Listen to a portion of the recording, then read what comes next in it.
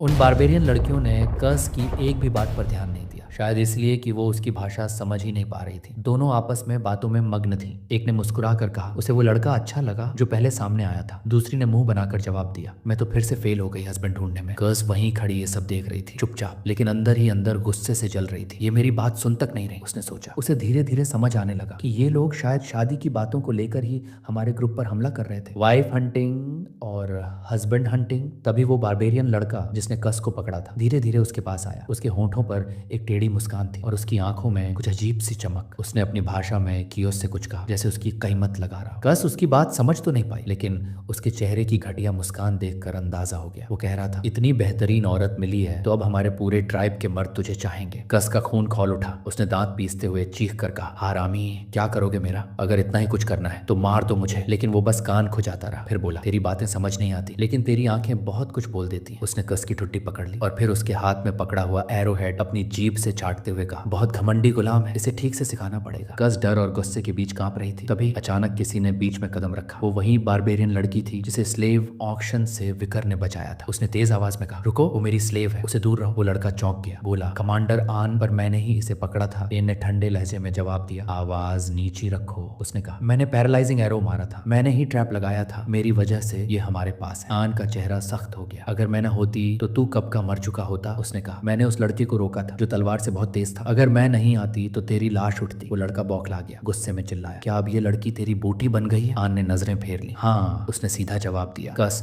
हैरानी से ये सब देख रही थी और उसके दिमाग में एक ही सवाल घूम रहा था, क्या इन बारबेरियंस के बीच आपस में कोई झगड़ा शुरू हो गया है? उसकी समझ थोड़ी बहुत बारबेरियन भाषा में चल रही थी। वो लड़की आन है और शायद कमांडर भी। लड़का चिल्लाया, तू लड़की होकर मुझे ऑर्डर दे रही है? आन के चेहरे पर क्रोध उतर आया। एक नीली रोशनी उसके चारों ओर लहराने लगी। उसकी आंखों में बिजली थी। उसने कहा, अगर इतना ही गुस्सा है तो आजा, मैं तुझे ऐसा मारूंगी कि तेरी हड्डियां तक पहचान से बाहर हो जाएंगी। लड़के का चेहरा सफेद पड़ गया, पूरे बदन में पसीना, कांपते हाथ। उसने दोनों हाथ उठा दिए। ठीक है, मैं गलत था, जो तू चाहे वो कर। आन ने उसकी तरफ देखे बिना वहां से कदम बढ़ा दिए। उसने चुपचाप उसकी तरफ देखा और सोचा, इस झगड़े की जीत आन की हुई है। आन ने अचानक कस की ओर देखा। तुम्हारी आंखें अच्छी हैं, शरीर भी जैसे किसी बड़े खून के वारिस को होना चाहिए। कस कुछ बोलने ही वाली थी कि आन ने जोर से लात मारी उसके पेट पर। कियोस नीचे गिर पड़ी। आन का चेहरा अब अंधेरे में और भी डरावना लग रहा था। उसने कहा, मैं भी कभी इन मोर हरामियों की कैद में थी, मुझे बेचा गया था, पर किस्मत से बच निकली क्योंकि किसी ने थोड़ी रहम दिखा दी थी। तुझे कोई रहम नहीं मिलेगा। उसका चेहरा पास लाकर वो फुसफुसाई, मैं तुझे ऐसा तोड़ूंगी कि तेरी हड्डियों से लेकर रूह तक चीख उठेगी। तू मेरे पैर की उंगलियों के बीच की जगह भी चाटेगी और वो तेरा रोज का काम होगा। कस की आंखें फटी रह गईं।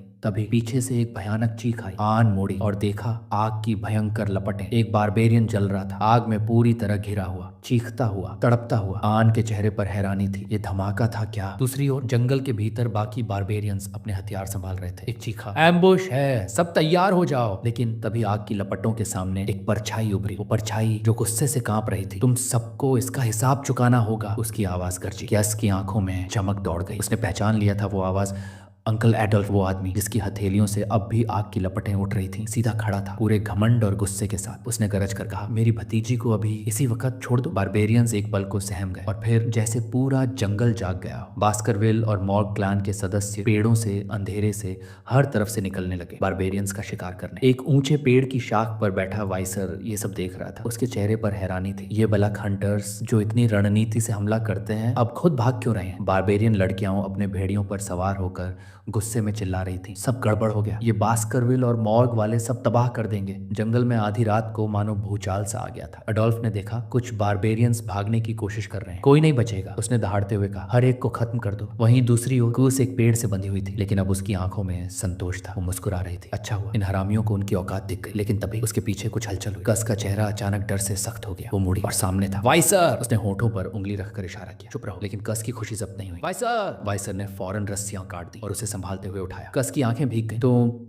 मुझे बचाने आए? वाइसर ने नाराज होकर कहा। इतना भी नहीं समझी कि चुप रहना क्यों जरूरी था? वे दोनों धीरे धीरे वहां से हटने लगे। तभी एयान उनके सामने आ गई। उसके चेहरे पर कोई हैरानी नहीं थी, बल्कि एक हल्की सी मुस्कान। उसने वाइसर की ओर देखा। आ ही गए, वो भी अकेले, अंधेरे जंगल में, इतनी दूर। उसने उसकी तारीफ की। तेरे जैसे शरीर वाला ही इतनी दूर दौड़ सकता है, वो भी उस लड़की के लिए जिससे तू बेइंतहा प्यार करता है। वाइसर उसकी बातें सुनकर सन्न रह गया। आन बोली, तेरा अतीत क्या था? मैं नहीं पूछूंगी, क्योंकि अब तू पास हो गया है। वाइसर ने हैरानी से पूछा, पास किस चीज में? आन और कस दोनों एक दूसरे की आंखों में झांक रही थी। दोनों दोनों की निगाहें जैसे तलवारें हों। वाइसर ने कस को कस कर पकड़ लिया। अब उसे लगने लगा था इस आन से कुछ भी छिपाना मुश्किल होगा, पर मैंने इसे अपने पिछले जन्म में कभी देखा क्यों नहीं। उसके मन में सवाल उठा, क्या ये वही है जिसने ह्यूगो की नाक पर वो गहरी चोट दी थी? नाइट फॉक्स नहीं, वो तो और भी खतरनाक थी। शायद ये उसी खून से है। वाइसर के विचारों को काटता हुआ एक बारबेरियन झपट पड़ा। उसने वाइसर पर झर से सना हुआ डांट फेंका, लेकिन वाइसर ने हाथ आगे बढ़ाया। टकराते ही वो डांट टूट गया। उसी लड़के ने हमला किया था जिसने क्यूज को पहले पकड़ा था। वो हक्का बक्का रह गया। तुझे कैसे पता चला मैं हमला करने वाला हूँ? वाइसर ने क्यूज को गोद में उठा लिया। अब दिक्कत बढ़ गई है, चलो तुम्हें तुम्हारे अंकल के पास ले चलता हूं। कस का चेहरा लाल पड़ गया। जी, उसने धीमे से कहा। वाइसर ने उसकी फॉर्मल भाषा पर गौर किया। शायद वो झर का असर था। वो तेजी से एडोल्फ की दिशा में बढ़ने लगे। पीछे खड़ी आन ने आंखें झुका ली, फुसफुसाई, काश तू मेरे साथ लौट आता। वाइसर ने भागते भागते पूछा, तुम्हें जहर कितना चढ़ा है? कुस ने गड़बड़ाई आवाज में कहा, शायद काफी ज्यादा। तभी झाड़ियों के पीछे से दो बारबेरियंस ने तीर चलाए। वाइसर ने तुरंत दोनों तीर रोक लिए। क्यूज को बाल भी बांका नहीं हुआ। आन अब अपने बो और एरो के साथ तैयार खड़ी थी। उसकी आंखों में बर्फ जैसी ठंडक थी। उसने निशाना लगाया, क्या मॉर्ग की ये लड़की वो तुम मरनी नहीं चाहिए? उसने तीर छोड़ दिया। एरो नीली चमक छोड़ता हुआ हवा को चीरता चला गया। वाइसर ने पीछे मुड़कर देखा। उसकी आंखें अब लाल चमक रही थी और वो तीर सीधा कस की ओर बढ़ रहा था। उसके चेहरे पर हैरानी थी। वाइसर की आंखों में गुस्सा और निगाहें पीछे मुड़ी। कस ने भी पीछे देखा। एक तीर उसकी आंख के बेहद करीब आ चुका था, बस 2 इंच दूर। लेकिन तभी बर्फ की दीवार उठी। एक ठंडी लहर के साथ तीर हवा में थम गया। उस बर्फ ने तीर को रोक दिया था। एडल्फ ने एक आइस स्पेल चलाया था। तुम ठीक हो कस? उसकी आवाज कांप रही थी। कस ने राहत की सांस ली। अंकल!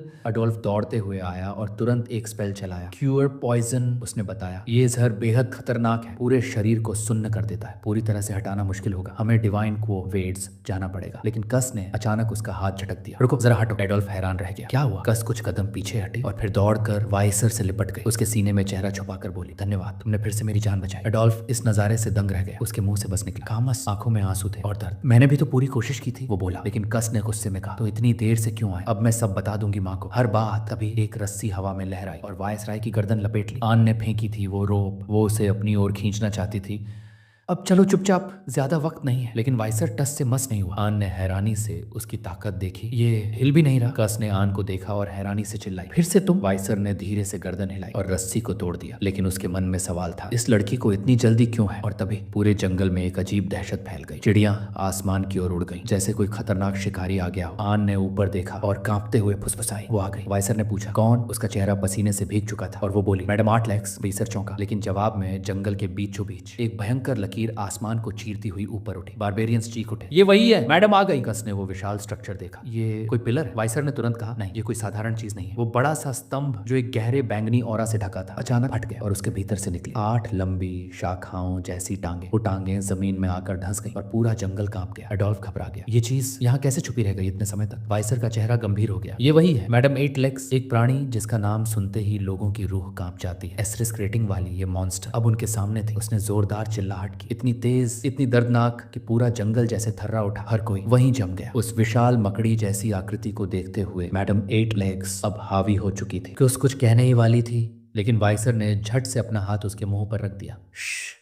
चुप रहो, धीरे से फुसफुसाया। उसके पास आंखें नहीं हैं, लेकिन सुनने और महसूस करने की ताकत भयानक है। Madam 8 legs. वाइसर के जहन में एक पुराना किस्सा गूंजने लगा। रिग्रेशन से पहले किसी बूढ़े शिकारी ने कहा था, लेनवार माउंटेन की गहराइयों में मत जाना, वहां रहती है लारूज की आत्मा। वो डरावनी कहानी अब सामने जिंदा खड़ी थी। एम्पायर की मॉन्स्टर डिक्शनरी के कई संशोधन के बाद भी इस क्रीचर को बस एक ही नाम दिया गया, मैडम 8 लेग्स। एस्टेरिस्क। एक दिन में पूरे देश को तबाह करने की काबिलियत। तभी उस भयंकर मकड़ी ने एक चीख मारी, एक ऐसा शोर जो कानों की नसें तक फाड़ दे, और उसके मुंह से निकली हरियाली से भरी तेजाब जैसी तरल। जैसे ही पेड़ की शाखाओं पर गिरा, वो धुआं बनने लगे, गलने लगे। वाइसर ने कस को खींचकर जमीन पर गिराया। नीचे रहो। एडोल्फ ने तुरंत एक प्रोटेक्टिव बैरियर बनाया जो उन्हें बचा सके। उधर आउन नाम का बारबेरियन घबरा गया। उसके बालों पर एसिड गिर गया। चीखते हुए बोला, बचाओ। आन ने गुस्से में उसकी तरफ देखा और झट से उसका बाल काट दिया। चिल्लाया क्यों? वो सुन लेती है।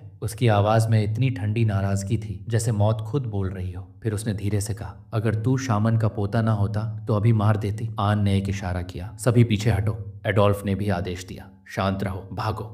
और उसी केओस के बीच मैडम 8 लेग्स हंसी, जैसे कोई बच्चा अपने खिलौनों को तोड़ते देख रहा हो। बालक लोग छोटे छोटे ग्रुप्स में बिखरने लगे, लेकिन बास्करविल और मॉर्ग लोग एक साथ भागे। बस यही गलती हो गई। उसने बड़े ग्रुप को निशाना बनाया। वो हमारी तरफ आ रही है, एडोल्फ ने गुस्से में कहा। एक मॉर्ग मेज आगे बढ़ा। सर, इसे मुझ पर छोड़िए, आग इसका कमजोर पहलू है। उसने जमीन पर मुट्ठी मारी और एक भयंकर फायर स्पेल चलाया। एक जोरदार विस्फोट हुआ। पूरा जंगल रोशनी में नहा गया। देखा, काम कर गया, मेज ने गर्व से कहा। लेकिन अगली ही पल उसके बगल में खड़े जादूगर के सीने से एक टांग आर पार हो गई। मैडम एट लेग्स वो वहीं खड़ी थी, जरा भी नहीं जली थी। चारों ओर खून बिखर गया और वो मेज कांपने लगा। एडोल्फ, कस और वाइसर भागते जा रहे थे। कस कांपती आवाज में बोली, ये कैसी डरावनी चीज है। वाइसर अचानक रुक गया, पीछे मुड़ा और उस राक्षसी मकड़ी को घूरने लगा। वाइसर, स्टाफर चिल्लाया, तू कर क्या रहा है? वाइसर बोला, अगर इसे रोका नहीं तो हम सब मारे जाएंगे,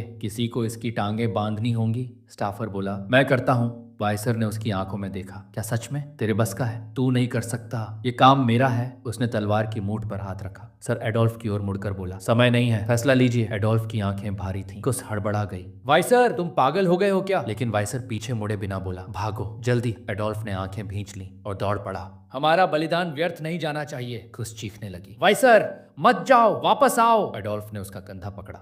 मत हिलो, मत रोको उसे। विकोर अकेला खड़ा था उस राक्षसी औरत मैडम एट लेग्स के सामने। उसका हाथ तलवार की मुठ पर कसकर जकड़ा हुआ था। लेकिन फिर अचानक उसने अपनी पकड़ ढीली की और एक लंबी सांस ली। वो कुछ पल चुप रहा, सोच में डूबा। उसने खुद से पूछा, मैं क्यों लड़ रहा हूँ ये जंग? ना उसे बास्करविल टेरिटरी की तबाही से कोई मतलब था और ना ही उसे अलाइड फोर्सेस पर कोई भरोसा था कि वो मैडम एट लेग्स की बढ़ती ताकत को रोक पाएंगे। लेकिन फिर विकर के चेहरे पर एक हल्की सी मुस्कान उभरी। उसे एक मौका दिखा, एक रास्ता आजादी का। अगर वो इस लड़ाई में अपनी मौत को झूठा साबित कर सके तो ह्यूगो की नजरों से खुद को छिपा सकता था, कुछ वक्त खरीद सकता था उस 10वीं तकनीक को पूरी तरह सीखने के लिए जो अब तक उसके मन में गूंज रही थी। अगर वो उसमें सफल हो जाता, अगर वो अपनी ताकत को छुपाना और काबू करना सीख लेता, तो एक दिन वो लौटेगा अपने क्लैन में अपने तरीके से। अचानक उसके हाथ पर एक लाल रोशनी फैलने लगी और कुछ ही पल में बेल्ज़ेबब उसकी हथेली से बाहर आ गया। विकर समझ गया, अगर मैंने अपनी पूरी ताकत नहीं झोंकी तो मैं आज यहीं खत्म हो जाऊंगा। अब उसके पास खोने को कुछ नहीं था। उसने रिवर स्टिक्स के आशीर्वाद से मिली सारी माना इकट्ठा की, बास्करविल की उच्च तकनीकों के लिए बचाकर रखी गई इथीरियल ऑरा को सक्रिय किया और अपने हाथ में थाम ली वो भयानक राक्षसी तलवार बबब। वो पूरा लाल आभा से घिर चुका था। उसकी आंखें जल रही थी एक तीव्र लाल रोशनी में। विकोर अब एक पल भी रुका नहीं। वो कूद पड़ा हवा में मैडम एट लेग्स की ओर। वो ऊपर हवा में ठहरा, उसकी आंखें नीचे गड़ी थी, सीधा उस राक्षसी औरत पर। जैसे ही उनकी नजरें टकराई, मैडम एट लेग्स चीख उठी। उसके शरीर में एक झटका दौड़ गया। विकोर का हाथ अब अंगारे जैसा तप रहा था। ऑरा की चमक अपनी चरम सीमा पर पहुंच चुकी थी। फिर विकोर बिजली जैसी गति से नीचे गिरा। बास्करविल की 5वीं तकनीक के साथ मैडम एट लेग्स अचानक महसूस करने लगी उसकी टांगें जमीन में धंस रही हैं, जैसे किसी ने जकड़ लिया। उसी पल विकोर का वार उसकी खोपड़ी पर गिरा, इतनी ताकत से कि उसका सिर जमीन में जा ढसा। दूर से एक चमकता हुआ लाल प्रकाश आसमान में उठने लगा। वो बहुत तेजी से फैल रहा था। एडोल्फ भागते हुए आया, कुस को थामे हुए। बास्करविल के तीनों बच्चे रोते हुए उस ओर भागे। एक भीषण लाल प्रकाश का गोला फट पड़ा। वो जगह अब जल रही थी जहां विकोर और मैडम एट लेग्स टकराए थे। खस ये सब देखती रही। उसके चेहरे पर सन्नाटा था। फिर अचानक उसकी आंखों में आंसू आ गए। वो चिल्ला उठी, विकोर! अब सिर्फ लाल रोशनी रह गई थी और एक शांत भयानक जंगल। और फिर सीन बदलता है। विकोर वैन बास्करविल का सिर एक गिलोटीन पर रखा हुआ था। उसकी आंखें शांत थी, ठंडी। उसके सामने ह्यूगो ला बास्करविले खड़ा था, चांदनी में नहाया हुआ। ह्यूगो ने अपना हाथ उठाया, इशारा किया। गिलोटीन का फंदा गिरा। विक्टर का सिर लुढ़कते हुए जमीन पर गिरा। चारों ओर खड़े लोग उसे नफरत भरी निगाहों से देख रहे थे। ह्यूगो ने पीछे मुड़कर चलना शुरू किया। विकोर उसकी पीठ की ओर देखता रहा और सोचा, आखिरकार ह्यूगो ने कर ही दिया। लेकिन तभी विकोर की आंखें खुली। वो एक अजनबी कमरे में था, अलग छत, एक पुराना बिस्तर। उसका शरीर पट्टियों से बंधा हुआ था। एक आंख पर पट्टी थी और गले में रस्सी का फंदा। उसका पूरा शरीर जख्मी था। मांसपेशियां, नसें, हड्डियां सब टूट चुके थे। हर सांस लेने पर ऐसा लग रहा था मानो दर्द उसकी रूह तक पहुंच रहा। उसे याद आया मैडम एट लेग्स का वो आखिरी वार जिसने उसकी हड्डियों तक हिला दी थी। शायद उसी वक्त हुए किसी विस्फोट की चमक ने उसे मौत से खींच लिया था और अब वो जिंदा था, लेकिन आधा मरा हुआ जैसा। वो उठने की कोशिश करता है, लेकिन दर्द का ऐसा तूफान उठता है कि उसकी सांसें तक रुक जाती है। वो फटी फटी आंखों से उस फंदे को देखता है जो उसके गले में पड़ा और तब उसे एहसास होता है कि शायद किसी ने उसकी जान बचाई। विकोर चुपचाप बैठा था, जख्मी और सोच में डूबा। क्या सब कुछ मेरी प्लानिंग के मुताबिक चल रहा है? उसने धीरे धीरे आंखें मूंदी। हाँ, ह्यूगो की नजरों से तो बच निकलने में वो सफल रहा था। एडोल्फ और कुछ गवाह थे जो उसकी मौत को सच मान चुके होंगे। अब उसे किसी सबूत की चिंता नहीं थी। वो उठकर कमरे से बाहर आया, आसपास नजर दौड़ाई। चारों ओर अजनबी लोग थे, कुछ कद में लंबे, शरीर से तगड़े, चेहरे पर जंगलीपन। बच्चे धनुष चलाने की ट्रेनिंग ले रहे थे। विकोर समझ गया वो बलक कैंप में है, जिसे लोग गुलक कहते हैं, और तभी उसे एहसास हुआ, मैं दुश्मनों के बीच हूँ, बस्करविल के कुदरती दुश्मनों के बीच। उसका दिल जोरों से धड़कने लगा। वो जानता था इस हाल में भागना नामुमकिन है। तभी एक बलिष्ठ सी बारबेरियन लड़की कुछ गुलामों पर चिल्लाती दिखी, तेज चलो वरना भेड़िए काट खाएंगे। विकोर की निगाह उन गुलामों पर पड़ी। कुछ चेहरे जाने पहचाने लगे, बास्करविल और दूसरी क्लैंस के सैनिक। और मुझे क्यों जिंदा रखा गया? मुझे बाकी कैदियों की तरह मार क्यों नहीं दिया? तभी एक नाम सुना, आहान। विकोर ने जैसे ही उस बारबेरियन की शक्ल देखी, उसका चेहरा पहचान लिया। वही था जिसने एक बार कियोस्क को किडनैप किया था। आहान उसके पास आया और बोला, अच्छा है कि तुझे हमारी भाषा आती है, इससे तेरा मरना आसान होगा। विकोर कुछ नहीं बोला। आहान हंसा, एक गंदी सी मुस्कान के साथ बोला, शुक्र मना कि तू कमांडर का पालतू कुत्ता है, वरना अब तक तुझे उबाल चुका होता। पेट डॉग, ये शब्द विकोर के कानों में गूंजते रहे। उसके जहन में ह्यूगो की तस्वीर उभरी, उसकी जंजीर थामे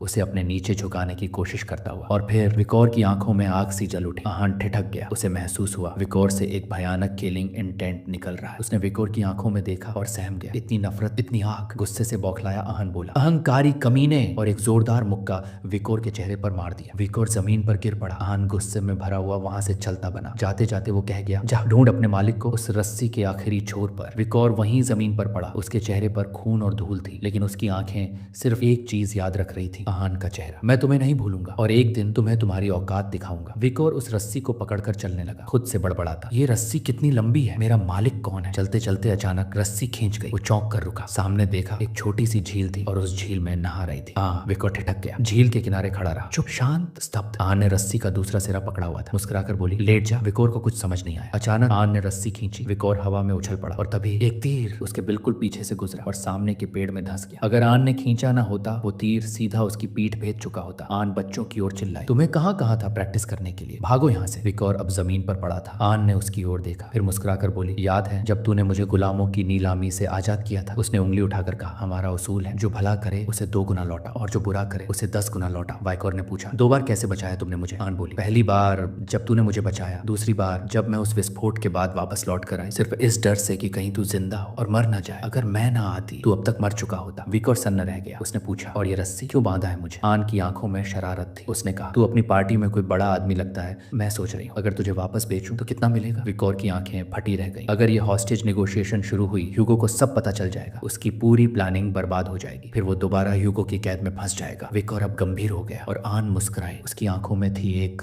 शैतानी चमक। आहान ने विकोर की आंखों में देखा और उसकी मुस्कान में अब एक नई बात थी। धीरे से बोली, उम्मीद मत रख कि कभी वापस अपनी पार्टी में लौट पाएगा, अब तू मेरा गुलाम है। विकोर की सांस हल्की सी थमी। फिर उसने देखा आहान ने अपनी कमर से डैगर निकाली और उसकी गर्दन से बंधी रस्सी को काट दिया। विकोर ने अंदर ही अंदर एक राहत की सांस ली। शुक्र है मेरी प्लानिंग अभी तक टूटी नहीं है, लेकिन सुकून ज्यादा देर टिक नहीं पाया। आहान ने वही डैगर उसकी ओर तान दी। अब तय करते हैं, तू मुझे क्या बुलाएगा? मुझे तो मास्टर कहलाना अच्छा लगता है। विकोर बिल्कुल शांत खड़ा रहा, चेहरा पत्थर जैसा, न कोई रिएक्शन, न कोई शब्द। आहान उसकी आंखों में देखती रही और फिर हंस दी। तेरी ये बगावती आंखें मुझे पसंद है, पर डर मत, मैं तुझे प्यारा बना ही लूंगी। और फिर उसने मुंह फेर कर कहा, लेकिन उससे पहले हमें एक जगह जाना है। विकोर ने पूछा, कहाँ? आहान ने मुस्कुराते हुए पलट कर देखा। अरे, जब किसी और की जमीन पर कदम रखते हैं तो सलाम करना तो बनता है ना। विकोर कुछ समझा नहीं, लेकिन आगे बढ़ चला। आहान उसे लेकर एक भव्य तंबू की ओर ले जाने लगी। चलते चलते बोली, हमारे यहाँ अगर किसी के पास सोने की जगह ना हो तो दोस्त की झूले में सो लेता है। अगर भूख लगी हो तो किसी अमीर के घर चला जाता है। यही हमारा ब्लैक तरीका है, सब साथ रहते हैं, एक परिवार की तरह। विकोर ने ध्यान से सुना, फिर धीमे से कहा, लगता है यहाँ प्राइवेट चीजों की वैल्यू नहीं है। आहान ने मुस्कुरा कर उसकी ओर देखा, लेकिन कुछ कहा नहीं। तंबू अब सामने था, बड़ा, विशाल और शाही। आहान ने उसकी ओर इशारा किया। वो रहा मैट्रियार्च का घर। विकोर चौंका। मैट्रियार्च? आहान ने पर्दा हटाया और अंदर चली गई। अंदर से आवाज आई, माँ हम आ गए। विकोर सन्न रह गया। माँ? उसका मन उलझने लगा। मतलब खुद मैट्रियार्च की बेटी है? तंबू के अंदर एक भव्य सिंहासन था जिस पर कई जानवरों के कटे हुए सिर सजे थे, भालू, जैगुआर, मगरमच्छ, और हर सिर में एक तीर धंसा हुआ। और उस सिंहासन पर बैठी थी एक गर्व से भरी महिला, आंखों में तेज, चाल में भारीपन। आहान और विकोर एक साथ उसके सामने खड़े हुए। आहान कुछ बोलती उससे पहले ही मैट्रियार्च उठी और बोली, अच्छा तो तुम वही लड़का हो जिसकी बातें सुन रही थी मैं। आहान चौंकी। क्या? आपने इसकी बात कब सुनी? विकोर समझ चुका था, ये वही औरत है, वही नाइट फॉक्स जिसने ह्यूगो की नाक पर निशान छोड़ा था। इसी के डर से मैं उस पहाड़ से नहीं गुजर पाया था। उसका मन अतीत में भटकने लगा। अगर उस वक्त मेरा सामना इससे हो गया होता तो क्या होता? उसने स्थिति का आकलन किया। सीधा टकराव, पिदार 0% बचने की संभावना, असैसिनेशन 0%, भागना सिर्फ 20%। मैट्रियार्क ने अब विकोर की ओर देखा और कहा, तेरा चेहरा देखा है मैंने कहीं? विकोर के दिमाग में खलबली मच गई। क्या ये औरत सिर्फ इंस्टिंक्ट से पहचान लेगी कि मैं ह्यूगो से जुड़ा हूँ? तभी आन बीच में कूद पड़ी। माँ, आप जानती हैं एम्पायर के मर्द तो सब एक जैसे दिखते हैं। मातृका मुस्कुराई, फिर बोली, तो अब तू बताएगी इस लड़के का क्या करना है? आन बोली, ये काम का है। इसी ने मैडम 8 लेग्स पर हमला किया था। अगर इसे ठीक से संभाले तो फायदेमंद साबित होगा। मैट्रियार्क ने चेताया, अपनी औकात से ऊपर उड़ने वालों को अक्सर बहुत दर्द होता है। बिना सोचे करे कोई कदम न उठाना। फिर उसकी नजर वापस वाइकोर पर गई और उसने कुछ ऐसा कहा जिसने विकोर को भीतर तक झकोर दिया। इसके शरीर का क्या है? टूटा फूटा है, पर जब तक बीच सही है उसके शब्द अधूरे ही थे। हाँ, अचानक बीच में बोल पड़ी, आवाज में घबराहट थी। माँ, मेरी असली मंशा कुछ और है। आन अचानक घबरा गई, आंखों में घबराहट, आवाज में लड़खड़ाहट। मैं इसे गुलाम बनाकर रखना चाहती हूँ। विकर ने देखा, अभी अभी तो मास्टर वाली बात कह रही थी, अब अचानक ये नया नाटक। मैट्रियार्क की नजर गहरी हो गई। तू तो पहले कह रही थी ये सिर्फ एक गुलाम है, अब ये बदलाव? आन ने झट से सफाई दी, नहीं माँ, मेरा मतलब था मैं इसे हंटिंग में मदद के लिए रखूंगी, बस इतना ही। मैट्रियार्क मुस्कुराई और उसके सिर पर हाथ फेरा। जैसे मालिक चाहे अपना गुलाम वैसे ही रख सकता है। आन का चेहरा लाल हो गया, शर्म से नहीं किसी और अनकहे भाव से। उसकी नजर धीरे धीरे वाइकर की ओर खिसकी और वहां वाइकर पूरी बातों से अलग एकदम शांत खड़ा था। उसकी आंखें तंबू के ऊपर लगी वुडन बीम पर टिकी थी, जिससे पूरी छत टिकी थी, मानो उस पल वो कहीं और खो गया हो। तंबू से बाहर निकलने के बाद विकोर ने अचानक बात छेड़ी, तुम्हारा नाम क्या है? आन चौंकी, आंखें फैल गईं। क्या कहा तूने?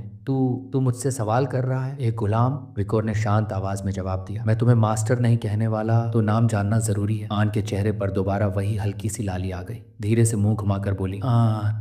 विकोर ने सिर हिलाया, मैं विकोर हूँ, अब बताओ तुम्हारा अगला हुक्म क्या है? आन ने नजरें तरेरी, गुस्से में चिल्लाई, गुलाम को मेरे नाम से बुलाने की इजाजत नहीं है। पर उसी पल वो मुस्कुरा दी, ठीक है, तुम्हारा पहला काम है एक घर बनाओ जहाँ तू अब रहेगा। अंदर ही अंदर आन के चेहरे पर संतुष्टि थी। अब असली संतुलन बनेगा। ये इंपीरियल लोग सिर्फ लड़ना जानते हैं, घर बनाना नहीं। पर वाइकर बस मुस्कुराया। ये काम अच्छा लगा मुझे। कुछ वक्त बाद आन वहीं खड़ी थी, हक्की बक्की। उसके सामने एक खूबसूरत टेंट खड़ा था, सजीव, मजबूत और पूरी तरह प्रैक्टिकल। आन की आंखें उस टेंट से हटी नहीं रही थी। ये कैसे बना दिया इसने? इतनी चोटें, इतना थका हुआ शरीर, फिर भी। वो नीचे रखे कुछ टूल्स को देखती रही जो वो वाइकोर के लिए लाई थी, लेकिन अब सब बेकार लग रहे थे। वाइकोर वहीं खड़ा हल्की सी मुस्कान के साथ अपनी बनावट को देख रहा था। तबाही के वक्त सिर्फ तलवारबाजी से कोई नहीं बचता। जिंदा रहने के लिए इंसान को हर स्किल सीखनी पड़ती है। आन की नजर टेंट के बाहर लगे ड्रेन्स पर गई। ये तो परफेक्ट है, विकोर ने अचानक कहा। मैट्रियार्क का टेंट बहुत कमजोर है। आन चौंक गई। तुमने मेरी माँ के घर के बारे में क्या कहा? विकोर ने समझाया, बारिश में ये सेंट्रल पिलर हिलता है जिससे लीकेज होगा। सोल्यूशन है उस पहाड़ी से लाइमी मिट्टी और ग्रेवल लाना, फिर ब्रिक्स बनाकर उस पिलर को रीइंफोर्स करना। आन ने बिना झिझक कहा, कर दो जैसे करना है। विकोर ने मिट्टी उठाई, उसे कंटेनर में भरा,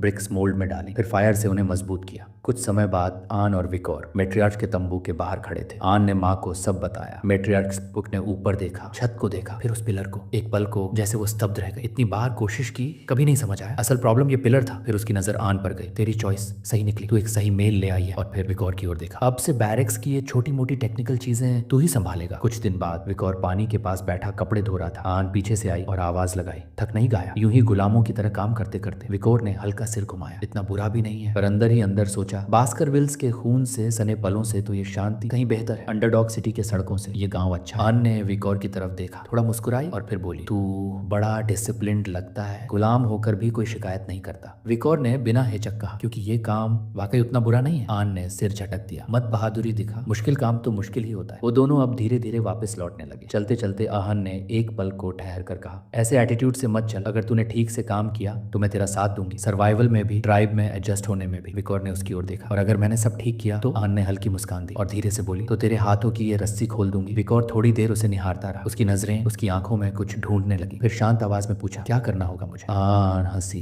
अच्छा है, अब तू सच्चा बन रहा है। फिर उसकी आंखों में चमक आई, कल मेरे साथ हंटिंग पर चल और एक बड़ा शिकार पकड़ के ला। विकोर थोड़ा चौंका, हंट? इतना बड़ा शिकार क्यों? आन ने गंभीरता से कहा, हमारे वॉरियर्स कई दिनों से कुछ बड़ा पकड़ ही नहीं पा रहे, बच्चे बिना मांस के दिन बिता रहे हैं। अगर तू बड़ा शिकार ले आया तो शायद तेरा स्टेटस गुलाम से बदलकर कॉमनर हो जाए। और फिर एक प्लेफुल अंदाज में उसने विकोर की पीठ पर जोर से थपकी मारी, तू हल्की चीजें तो उठा ही लेता है, मेरी मदद करेगा, ठीक है? विकोर की आंखें थोड़ी सिकुड़ी, पीठ पर जलन सी उठी, पर उसने कुछ नहीं कहा। आन ने मजाक उड़ाया, शुक्र मना, तू बेलैक्स हंटिंग कमांडर की गुलामी कर रहा है। थोड़ी देर सोचकर विकोर ने जवाब दिया, ठीक है मैं चलूंगा। आन का चेहरा चमक उठा, उसके गालों पर हल्की लाली आ गई। कल सुबह हम निकलेंगे। विकोर ने उसकी मुस्कान पर ध्यान दिया, क्या तुम मुस्कुरा रही हो? आन ने झट से मुंह मोड़ लिया, मैं बिल्कुल नहीं, लेकिन दूर एक और जोड़ी आंखें ये सब देख रही थी।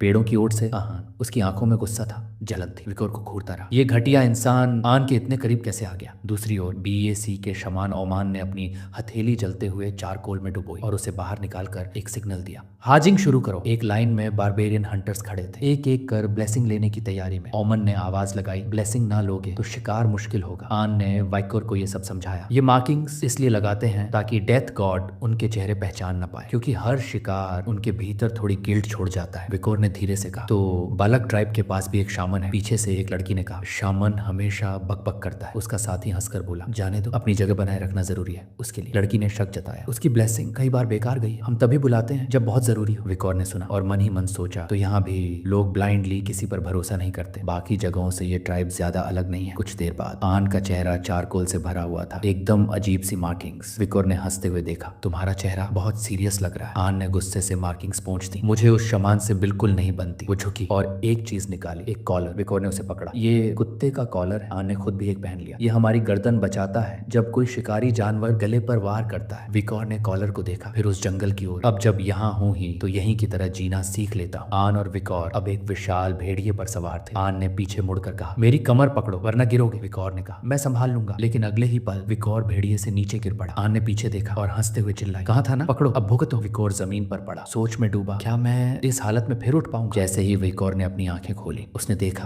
कोई पहले से वहां मौजूद था। आन, वही बारबेरियन वॉरियर जो चुपचाप उसका पीछा कर रहा था। आन भेड़िए से उतरी और जोर से चिल्लाई, तू यहाँ क्या कर रहा है?